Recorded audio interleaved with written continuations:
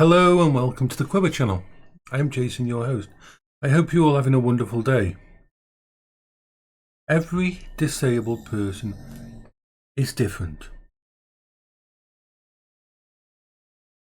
Everyone with bipolar is different. Everybody with ADHD is different. Everyone with autism is different. Everybody who's got ADHD with comorbidities of bipolar and ADHD is different. Your age, your life experiences, your gender. Every single person's different. Every single person's coping strategies is different. One of the most crazy things I hear sometimes is, oh, I've got ADHD, but I go to work, or, oh, I've got bipolar and I go to work. I'm very, very happy for you. I'm very happy for you that you can do that. But a lot of us can't. A lot of us are limited in ways that won't affect you. Some people are higher functioning autistic. Some people have non-functioning. It's like me. If I leave my house on my own, if I try to leave my garden on my own, without, the only times that I can leave my garden is to go to next door to deliver a parcel. I know them, it's safe, I can walk that little 5 yards from there, knock on the door if no one's about and give them a parcel and then go back to my safe space. That's the distance that I am safe to leave my house on my own.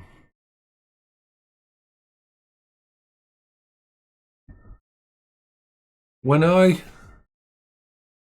tried to take my dog for walks and things like that, even having my dog I thought having my dogs would mean I could use them as an anchor to be able to focus, and I froze up when someone walked up to me and just asked me a simple question about the dogs. I just completely froze. I couldn't talk, I couldn't speak, I couldn't move. That could have been a very dangerous situation for me.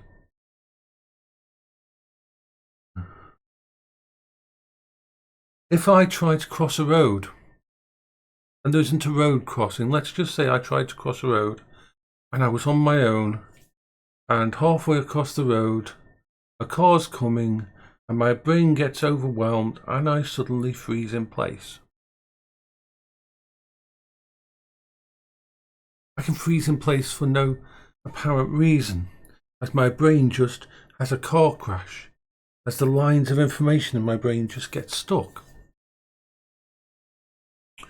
Now, going out on the mobility scooter, I rang up DWP today to add a note to my system that they have for me to just explain that I am now using a mobility scooter and that it's been very good for me to leave the house.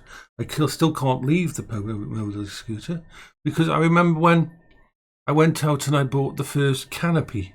I bought it at a disabled shop, and they were either going to deliver it to the house next day or I could just have it with me. And I thought, oh, screw it, I'll just open it up in the car park and I'll put it on. And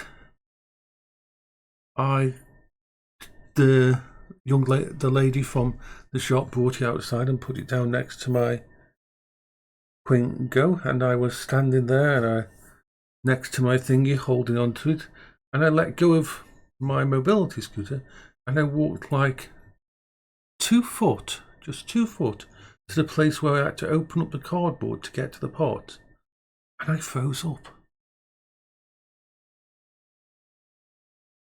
And it was hilarious. It's funny now, but it was scary at the time. But what should have been a 15-minute job of getting this canopy on top of the thingy, I had to basically do one-handed, because every couple of seconds I had to touch my mobility scooter and ground myself with my mobility scooter before I could pick up a port and connect it and that. That's my reality. I love my mobility scooter. I love my ability to leave the house. When I'm on that mobility scooter, if my mobility scooter is freaking me out, it's layers. It's not just being on the mobility scooter. Saki's on his bed lick, giving himself a clean. And Bertie's down here. And I got them both new beds. Distracted. There we are. Saki's there and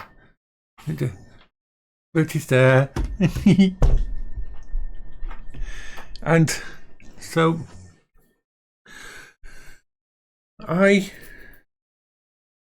no. It's a layered thing. It isn't just the scooter. I'm on the scooter. I've got either the primary coping strategy is the scooter. I'm holding on to it. I'm moving. It's electronic. It's technology. It's my friend. It's my safe space. I can move from place to place. I can focus on the world around. And I will the second layer of coping strategy that is the major one is I will have my noise cancelling earbuds in. And that because the road noise can be overwhelming. Now, as you've heard on the actual thingy, I mean, you hear it on the actual vlogs that I do out there. So, at that point in time, I'm doing okay. We have all the things going for me. But even that isn't enough. I need another layer, which is usually talking to you all on the vlog. I'll set up the vlog and I'll do a vlog. That's partially because I want to show you Stoke-on-Trent and where I live, and I think it's awesome to do vlogs while I'm out there. But it's also to do with the talking to you is like my main therapy with this. It allows me to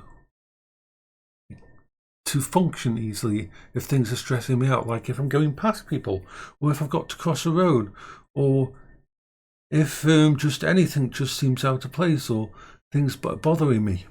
And talking to you helps relax me and helps focus me.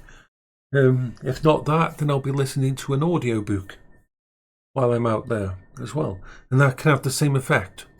So, and then I have to make sure I have my coat and make sure I've got my bag with all my stuff in, my backup stuff, so I'm safe and I'm ready to deal with everything. And then we have the places I go, which are very, very mellow and nature orientated, and I like to talk about places now. Sorry, my brain's just gone in the wrong direction. So that is just one little part of my coping strategy for everything. Now I am hoping that when my friends come into visit, and I've also notified DWP of this, that I'm going to be trying to leave the house with my two friends while they're here, to get used to leaving the house with them on either side of me. This is going to be a big thing. I don't have trouble walking, it's just that it's all my brain. My brain can get overwhelmed and can stop functioning. But with people that I trust, and this is the thing, I've got to trust the people I'm with. If I can trust the people I'm with, then things are doable.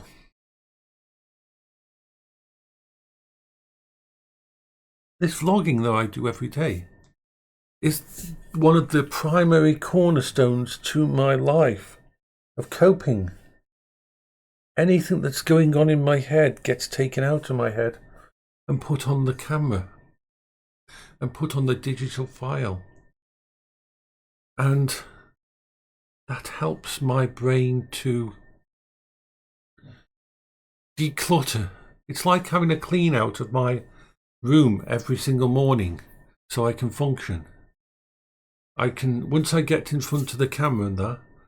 Now, other ways I cope with stuff like that is if it's something I can actually deal with, I actually deal with it. If it's a project, I can actually deal with it. But if it's not, then it has to come out of my here and go into the Ethernet, because otherwise I wouldn't be able to fucking do anything. because each thing I talk about would consume me all day. Sometimes I've got my other massive coping strategy. I've been able to talk to people on my stream and that. So yeah, I am very, very happy for those people who've got disabilities and can go to work. I wish you the best, and I am very happy for them. But just because it's not like everybody who's got a broken leg gets fixed this way. Everybody is different when it comes to these things. And the thing is, when people bring up issues and the way I talk and my bluntness and everything like this, and how I am, I've already warned everybody many hundreds of times that this is the way my brain is, that it's going to be unfiltered, that it's just going to say exactly what it sees. It's going to be 99.9% honest. And the only reason I would ever say anything that was dishonest was because if I had been fed disinformation to start with, and I didn't know.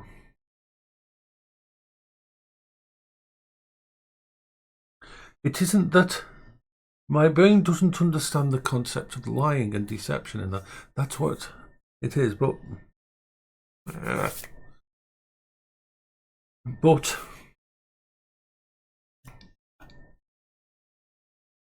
if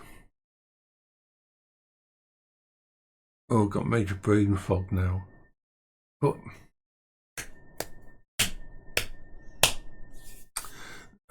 focus.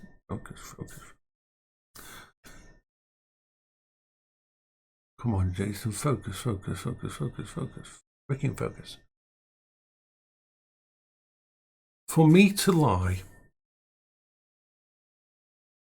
will make me physically ill, will make me nauseous, will make me fall apart. This video on my channel, or there was a long time ago, of when people found out my real life address and they put it in chat on the live stream. And I, first of all, tried to ignore it, that my address was being repeated over and over on my stream. And then I tried to deny it because you're not supposed to. You can't admit that. So for survival, you can't admit that that's your actual thing. This is a live stream. Anybody could be watching. And so I tried to think it, and it basically shut my brain down completely. And in the end, I had to admit that that was my address, because the feelings and terror and pain in my head that was going through my head from actually saying that it wasn't my address was worse than the thought of someone coming to my house and breaking in and killing me. That's the thing. My brain does not get the EBGBs even if I think about the concept of being deceptive and lying. Even if it's something like, if I was to try to keep a person's birthday surprise or something secret, it gives me the EBGBs. It really does. It really affects my brain in a weird way that is, I can't get around it. The only way I've ever been able to, it's not, I can keep secrets and that, because the way I do that is compartmentalization, and I don't talk about it. And I don't talk about it. If I don't talk about it, or someone doesn't know about this situation, then how can they ask me? And then I'm not put into a situation where I have to deceive to keep something secret. One of the reasons why I don't stream as much as I used to, because there's always a chance that someone would ask me something that would mean that I would have to log off. And I've put myself in situations where I'm extremely open about it. Like I've always said, if you ask me a question, I'm going to answer it. And always understand that if you ask me a question, you'd better well let me answer. Because the thing is this. I just said to a police officer who came to my house asking me questions about stuff I was asking, up and down the street, I said, if you ask me a question, please let me answer it in full to my, not your, to my satisfaction. Because you won't be able to ask me another question afterwards until I have answered that and gone through it all. People on my Discord server know if they ask me about something, if they must really want to know about it, because I'm really gonna tell you about it.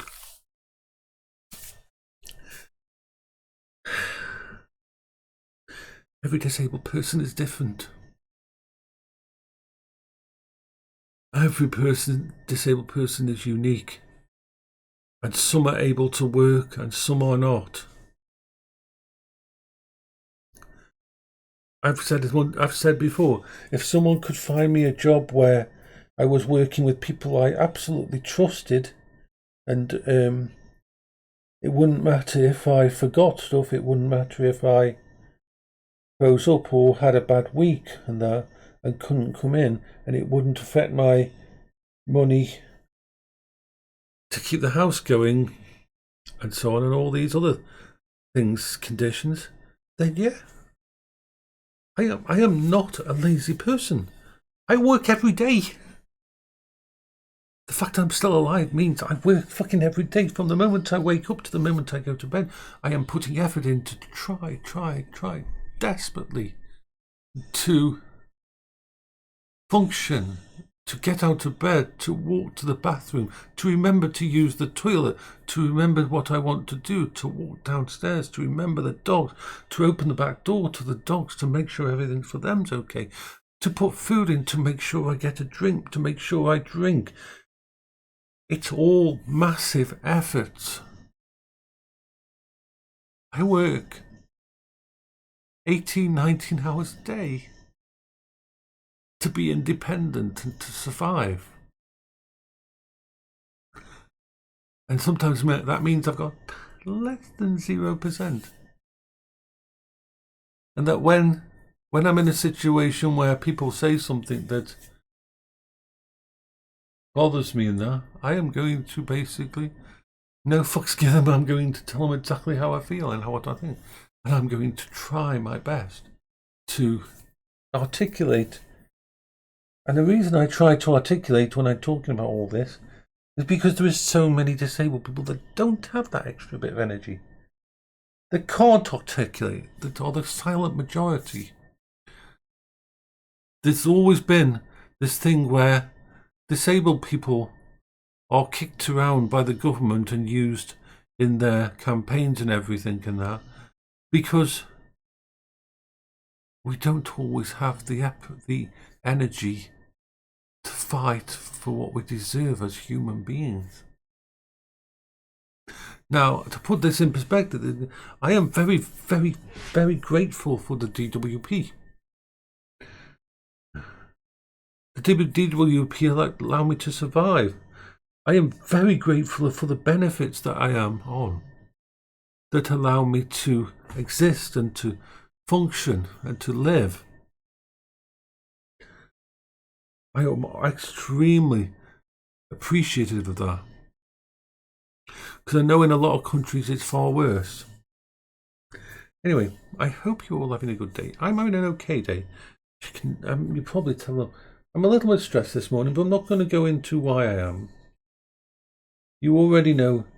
Those that know.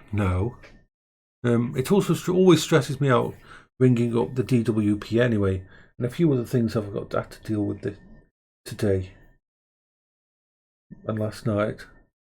But I'm okay.